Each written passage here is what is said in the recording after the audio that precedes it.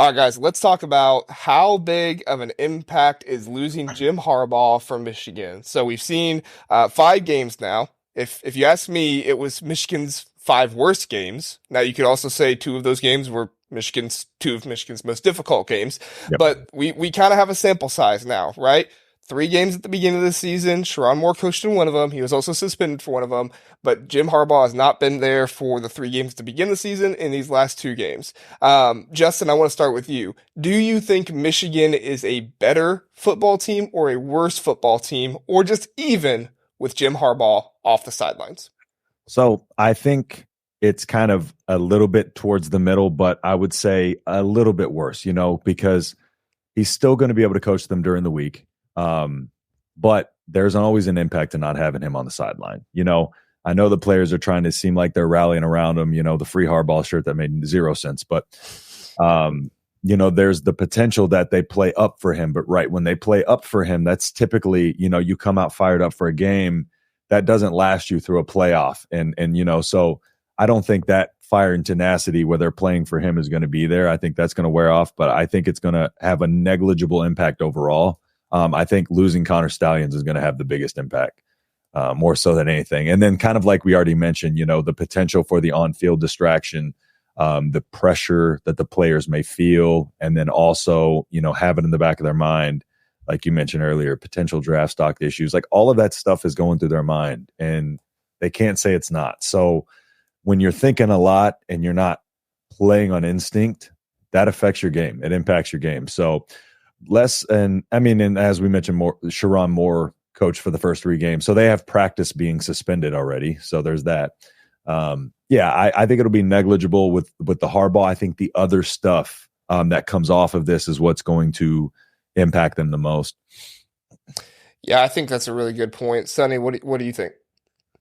I think it really hasn't mattered in the 5 games that he's been out so far. The first time it can truly matter is going to be next week. When it comes to, play calling and all that, the scripts are always set. They pretty much know what they're going to play on certain downs and certain positions. It's going to be next week where, there's going to be 10 plus million people watching. If Ohio State is able to put a little pressure on Michigan early, players tend to look at their head coach to kind of calm down. He's their leader. He's the one steering the ship. Jim Harbaugh is not going to be there. Yep. How is Sean, what kind of mentality is he? Is he going to be a strong figure that the players are looking at? They're going to develop some self-confidence from? Or is there going to be a little, insecurity, where he's kind of second guessing what he's supposed to be doing. And all of a sudden, the players are starting to question, hey, Ohio State's a really good team. They're up 7 points. They're up 10 points. Does our head coach have what it takes to rally us up at halftime? Does he have the speech? Does he have the words that the players need to hear? So, fractionally, to answer your question, they're probably a little worse without Harbaugh there, but not to the point that it matters. I think it's going to be the intangibles that matter in particular next week. To your point with the game script, just a little nugget here, though. Sharon Moore and their QB coach and co-offensive coordinator, Matt Weiss, have called the play since last season. So I don't necessarily think the offensive impact will be much just because of that. They already know the game scripts and everything that Harbaugh likes to run. They've been calling the plays. So exactly, that's a big thing there, too. Yeah, I think I'm a little bit more on the it's a bad thing for Michigan than you guys are. I look at this in a lot of different ways. I see exactly what you're saying, Sonny, about this is their leader, this is the guy who calms them down, this is the guy who they rally behind. And I look at this coaching staff, I looked at some of the numbers, and Jesse Minter is the only coordinator on this coaching staff who has been a coordinator elsewhere. And it was 1 year at Vanderbilt. Now he had a good year, don't get me wrong, for Vanderbilt, it was a good year. Obviously they weren't great in the SEC, but they were respectable.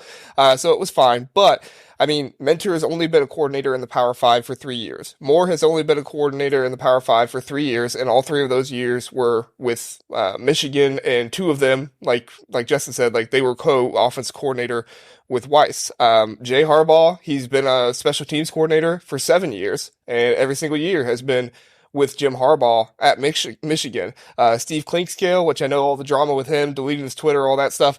He's only been the co-defense coordinator for 2 years, and it's only been with Michigan. And so when I look at this coaching staff, like, it'd be one thing. Like, I look at Michigan basketball, and I'm not trying to make this into a basketball show, but Juwan Howard is out right now. Phil Martelli is filling in as the head coach for the team. Well, Phil Martelli has been a head coach for years upon years upon years. He's kind of older in his age now. He's kind of doing his thing as an assistant, not really as much responsibility, but still wants to be around basketball. And obviously, like, this Michigan basketball team is not missing as much of a step. I know they lost the other day, but like, they're not missing as much of a step with Phil Martelli there. I feel like Sharon Moore is second guessing himself sometimes, and he doesn't have that rock of Jim Harbaugh or somebody like that to lean on. I feel like he is getting into a bind and saying, okay, let's just run behind the offensive line. Those are the guys I know. These are the guys I'm going to stick behind. And it works against Maryland, and it worked against Penn State because Drew Aller couldn't move the ball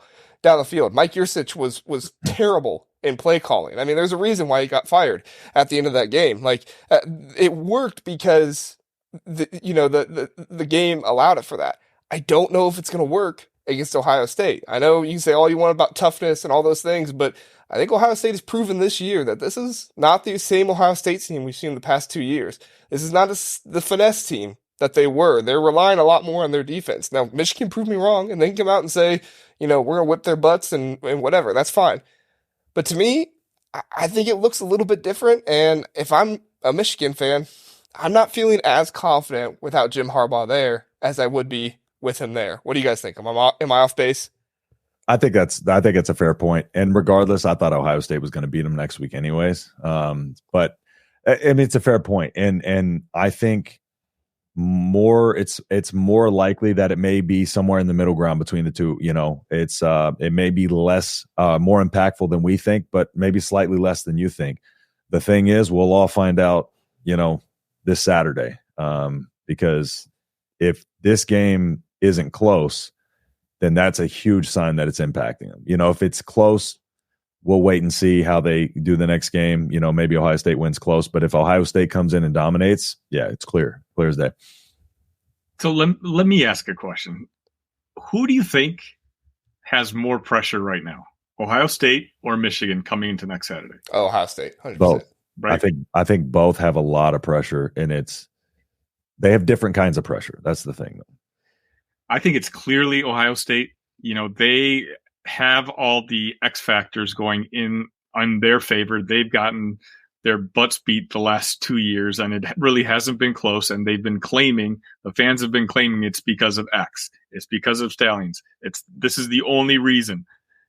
Now, if all of a sudden Saturday, they're playing away. If come Saturday, Michigan repeats what they've been doing the previous 2 seasons, there's, whether we like it or not, like, we already see, Ohio State and Michigan fans going back and forth at it. It's all over all of our timelines. There's going to be a lot of crow eating from Ohio State fans. And in particular, Ryan Day. He's got to be not able to sleep at night at this point because he has to take advantage of this situation. The interim coach, because if he loses on Saturday, if we thought Michigan fans were obnoxious coming into this game, they're going to tenfold, and they're going to be right. So I think right now there's a whole bunch of pressure on Ryan Day and Ohio State, and their fans almost as well. My thing is with that, Michigan, you're talking a lot about the fans and Ryan Day, but more so the fans talking about it's been Stallions. I think the Michigan players are actually feeling the most pressure because their situation dictates and kind of has to do with their play on the field. I don't know if the Ohio State players are feeling as much pressure from that whole "this is Connor Stallions" thing, because I don't think they're the ones vocal about it. So I don't think it'll be them eating crows. So I think they're going to play loose and free out there. But I do think there's pressure because this has become a game that, they should win now. And I think it's more so the rivalry thing. No matter what, if Ohio State lost this game, it's going to be crazy. It'd just be a little bit crazier. So I think the heat and, everything from both sides, there's going to be a little more vitriol. I just think the players from Michigan are going to be feeling a little bit more pressure. Yeah, I think it's different kind of pressure. You're right, Justin. I do think that overall, like all of Ohio State, the coach, the fans, all that stuff, I think they feel more pressure than maybe Michigan fans do, and maybe Sharon Moore does. I feel like Sharon Moore is kind of coming in here playing loose and doing his thing. But I also think you're right, Justin. Like these players, like we talked about earlier, they're almost like validating these entire past 2 years in this moment. So like not only is Ohio State trying to be like, look, they only beat us because of cheating and all these things going on, but the Michigan players are almost like, hey, look, we are this good. We can actually do this. We can actually do these things, and we can beat Ohio State with or without the sign stealing and those different things going on. So I think you're right. There is pressure in different ways. I think we see the Ohio State pressure because obviously we're on Twitter. We see the vitriol and everything, which I 100% love. When Michigan fans are coming into the Big Ten Huddle, you're thriving. Yeah, the Big Ten Huddle. Follow us on Twitter. I have like 3,000 followers now because I started talking about this Michigan stuff so much. But I have had everybody in the world or every Michigan fan in the world, it seems like, tell me, oh, you're actually the Buckeye Huddle. Which is actually already a thing, the Buckeye Huddle. So I don't know if they've heard the call outs or not, but they come in and they're all mad at me, which like, yes, I'm a Buckeye fan, but when it comes to the Big Ten, I just don't like cheaters. Yeah. I don't like somebody coming into the Big Ten and defacing the name of the conference. I didn't like what Northwestern did with the hazing stuff. I get that, like, Pat Fitzgerald didn't know about it, and that's really hard. I do think that's a little bit of a different situation. I'm probably a little biased, but I do think that's a little bit of a different situation. So I don't know if I hold as much vitriol toward Pat Fitzgerald as I do against Michigan. I don't like what happened with Mel Tucker. I wish the dude would have just kept in his pants and, all that stuff. But at the end of the day, like, if Michigan were to ever win the national championship, there would be no celebrating for the conference because it would just be like, well, you just cheated. That's how you got there. That's how you did this. And at the end of the day, it puts a bad face on the conference. It puts a bad name on everybody in it. Yep. And it really, to me, it does nothing good for the conference if Michigan wins.